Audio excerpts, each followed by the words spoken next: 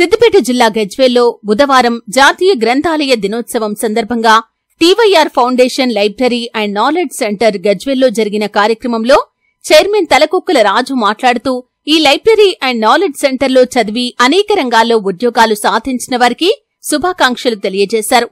అలాగే వారికి వచ్చిన ఉద్యోగాల్లో కొనసాగుతూ ఉన్నత ఐఏఎస్, ఐపీఎస్ లాంటి ఉన్నత ఉద్యోగాల కోసం కృషి చేయాల్సిందిగా కోరుతూ సమాజంలో విద్య ద్వారా ఉన్నత స్థితికి చేరిన వారందరూ తిరిగి విద్యార్థులకు గ్రంథాలయాల్లాంటి తగిన సదుపాయాలు కల్పిస్తూ రాబోయే తరాలను మరింత ఉన్నత విద్యావంతులుగా, మేధావులుగా, సమాజ సేవకులుగా మార్చాల్సిన అవసరం ఉందని, తాము విద్య ద్వారా సమాజం ద్వారా పొందిన వనరులను తిరిగి సమాజానికి అందించాల్సిన ఆవశ్యకతను వివరించారు.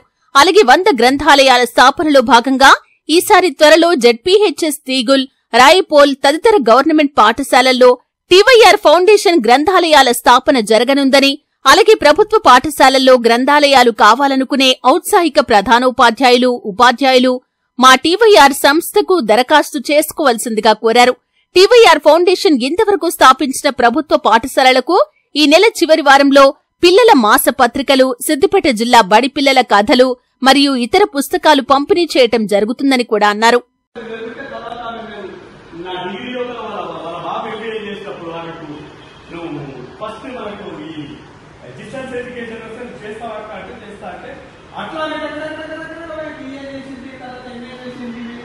బీఈడీ చేసింది, ఎంఈడీ చేసింది, ఏఎల్బీ చేసింది, అన్ని చేసిన తర్వాత టీచర్ అయిపోయినట్టు అయితే మనము చెప్పొచ్చేది ఏంటి అంటే ఎడ్యుకేషన్ అనే దాన్ని మనం నిజంగానే కరెక్ట్ టైంలో కరెక్ట్ జనాలకు ఇవ్వగలిగితే బాగుంటుంది. అందుకని పిల్లల దగ్గర మనం ఏం చేస్తున్నామంటే వాళ్ళకి ఇంట్రెస్ట్ ఉన్న పుస్తకాలు. ఆమె నాకేం చేస్తుందంటే ఆమెకి ఎప్పుడో చిన్నప్పుడు 7వ తరగతి 8వ తరగతిలో పెళ్లి అయిపోయింది. మా బావగారికి ఇక్కడ పనిచేసేప్పుడు నా డ్యూటీ ఏంటంటే ఆయనకు గుర్తు వచ్చేయాలి. ఎంత పెద్ద నవల పట్టుకొచ్చినా 24 గంటల్లో సఫం చేసుకుంటే ఇంకోటి బాగుంటుంది. ఈ బాగా మీరు ఏం చేస్తుందంటే అప్పుడు చిన్నప్పుడు 3వ తరగతి 2వ తరగతి 4వ తరగతి దొడ్డు కుక్కేయడం చూస్తుంది. మొత్తం దేవులాగా దొడ్డు పుస్తకాలు మొత్తం కూర్చుంది. దాంతో నాకు లైబ్రరీ అలవాటు అయిపోయింది.